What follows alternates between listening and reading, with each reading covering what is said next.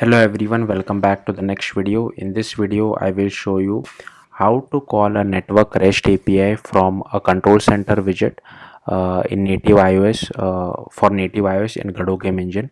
So there won't be any GD script code as such. We won't be creating an iOS plugin as well. It's just that I will show you how to create a control center widget and call a network API. I have already created a tutorial on how to share state or some kind of a data between your Godot project as well as your control center iOS widget. So if you are curious, you can watch that video. This video is specifically about how to create a control center widget and call a network REST API.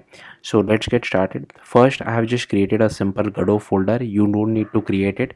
It's just that we need to export our iOS project from Godot, which will create a lot of files. That's why I have just wanted to do some kind of segregation.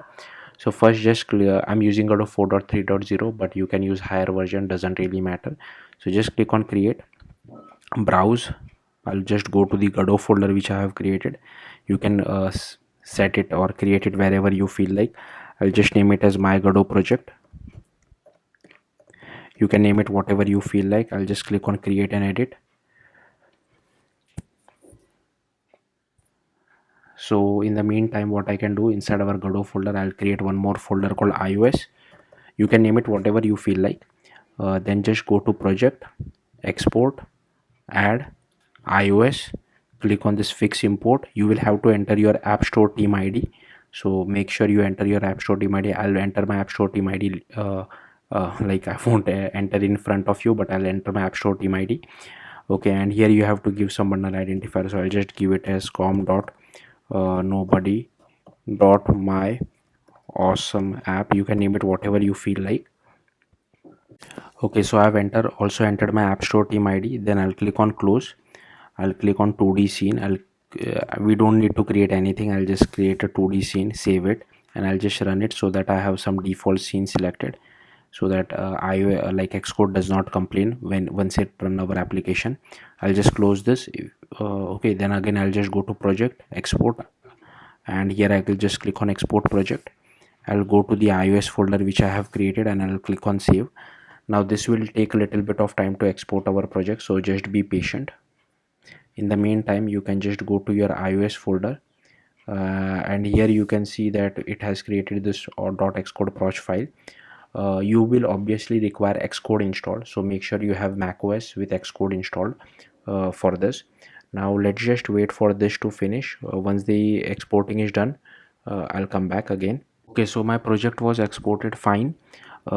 Before we go to our iOS part, I want to show you the API which I will be calling. So this is the API which I have created by myself. Don't try to use this API, it will not work for you. So you will have to change your code a little bit based on what API you are trying to call.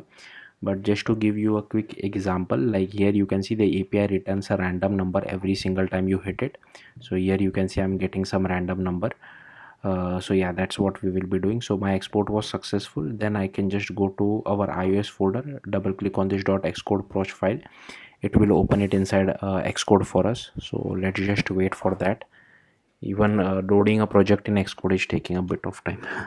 So then you just have, once the project is exported, you just also make sure you run it on a real device at the very end, because it will not work on simulator due to some graphics related thing to Godot which I don't really understand. So here you just have to click on file, new, and here you have to select target, select iOS. You can just search for a widget. Here is our widget extension. Click on next. You can name it whatever you feel like. I'll just give it the name as my Godot widget. It's up to you. And here make sure you check this include control as well as include configuration app intent. You can uncheck the include live activity. We are not using that. Then click on finish. Then here click on activate. Then first here you can see it has created the project for us. I think I misspelled Godot, but that's fine. Then here I'll just right click, new file, a new empty file, Swift file I mean, and here we'll create first file for API service. This will be a singleton and it will have all the necessary code for calling our API. Also over here I'll change it back to my Godot project, so once I run the project, my actual project is run and not just the extension. First, in this particular file, I'll just copy paste this code. I'll explain it to you. So if you remember, my API was returning a key called random number. That's what I'm using over here. The data type was int. So here you will have to change it with your own API response. Typically don't try to get the entire API response in your control center widget. You will display only some simple data like a number or a boolean or a string. Don't try to complicate stuff. That's what I'm trying to say. Okay, then here I have created this class. This is the singleton for it. This is the base URL. It has a method called fetch random number which returns the API response, and here we just convert it to a proper URL. Then we just do URL session.share.data, passing URL to it. Then we get the data as well as the response, and here we just check whether the status code is 200 or not. If yes, then proceed, otherwise throw error. Then we just decode the response and send the decoded response back. Then we need to create a custom provider. I'll talk about why we need to create a custom provider later on. For right now, just right click again, new empty file, name it as my custom provider. You can give it some better name if you want. Just name it as my custom provider. At this, we will be copying this particular code. So here my custom provider extends a control value provider. Now you will have to create a variable with this name only, preview value. Don't name it something different, but you can change the data type to whatever you get from your response. I'm getting int, so the initialized value is 0, and here we override this current value method from this control value provider, and basically in this particular method we just do try.await API service.shared fetch random number and pass our random number back as the response. Now I'll just copy this my custom provider. I'll go to our widget and I'll just close this because this click over here, I don't want the preview. It unnecessarily delays. Okay, sorry, I went to the wrong file. We need to go to my widget control, and here you will, instead of this provider, you will have to write my custom provider. So every time you click on this particular widget, it will automatically call your API. Now here, instead of app intent control configuration, you have to write static control configuration. I'll paste it over here. Now at the time of me recording this video, there are only two types of widgets, Swift UI widgets, which you can use for control center. One is this control widget toggle, and second one is control widget button. So we will be using control widget button. Even though I'm using a button, the click of the button won't really do anything.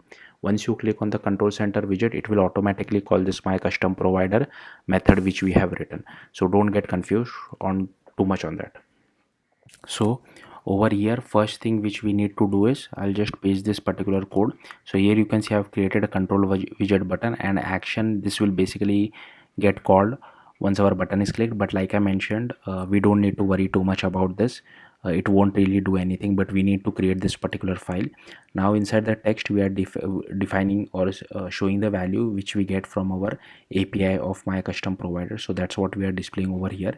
And here we have at the image. If you want, you can change the image to whatever you feel like. Now we just need to create this particular file. So again, I'll just right click, new empty file, increment intent.swift. Inside this file, I'll just paste this particular bit of code, and here you can see I'll just remove this empty spaces. So this will get called once our button is clicked, and it is not really doing anything, but yeah, just to satisfy the requirement of our button action, that's why I'm passing this over here. Now what you can do is just run this application on a real device. So I'll just quickly run that and come back. Hopefully I have not forgot anything. Okay, so I'm trying to run my application on my real iPad device. Okay, for the very first time I think we get this kind of error, so I'll just click on OK and I'll just run it again. I don't know, every single time whenever I export a project from Godot, an iOS project, I get some kind of a warning and it fails for the very first time, so I have to run it second time from Xcode. So let's just wait for this to finish. I mean, the app itself won't do anything. We have to add a control center widget. That's the main thing. So let's just wait for this app to boot up. So here you can see it is showing some kind of things. These are mostly from the internal Godot code, so we don't have to worry. So here is our app. I'll just dismiss this, and here you will have to click right from the right hand side, just scroll down, click on this plus button at the top which you see. Okay, and here you will have to, at the bottom you will see an add a control button, so click on that, and hopefully it should show our app. Sometimes it does take a little bit of time for our app to show, but yeah, here you can see this is my app, my Godot project. I'll click on it, and here you can see it has added the app. Now you will have to stretch this to see the actual value. So here you can see I'm able to see the value. I'll click anywhere else, so it has a non-editing mode. Now if I click on our control center widget, here you can see value is 26. If I click on it again, value is 99, value is 65. So hopefully you got the point. That's it. Thank you for watching. Bye.